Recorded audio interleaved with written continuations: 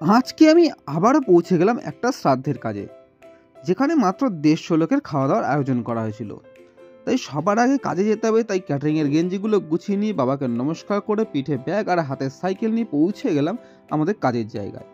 সেখানে গিয়ে দেখি রবিন কাকা আর কাকিরা সমস্ত রান্নাবান্না রেডি করতে ব্যস্ত, কারণ তখনও মাছের আইটেমটা কিছুটা বাকি ছিল। আর এদিকে আমরা চেয়ার টেবিল পাতা শুরু করে দিলাম।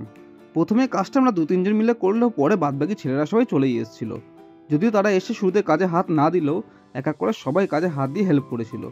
এদিকে যেমন আমি টেবিল কভার পরালাম আর ওরা পড়াচ্ছিল চেয়ার কভার। তারপরে এরা নিজেদের হাতের কাজ শেষ করার পরে যে যা নিজের গার্লফ্রেন্ডের সাথে কথা বলতে ব্যস্ত হয়ে গেল। আর এদিকে দুপুরে খাওয়া দাওয়ার সময় এগিয়ে এসেছিল, তাই সবাইকে গেঞ্জি ফেঞ্জি দিয়ে রেডি হওয়ার কথা বলে দিলাম। আর এখানে দুপুরে লোক খাওয়ার কথা ছিল 150, কিন্তু লোক খেয়েছিল ওই জোর হলে 100 লোকের মতো। আর তোমরা যারা আমার সাথে ক্যাটারিংয়ের কন্ট্যাক্ট করতে চাও, তারা আমার সাথে স্ক্রিনে দেওয়ার নম্বরে অবশ্যই কন্ট্যাক্ট করতে পারো।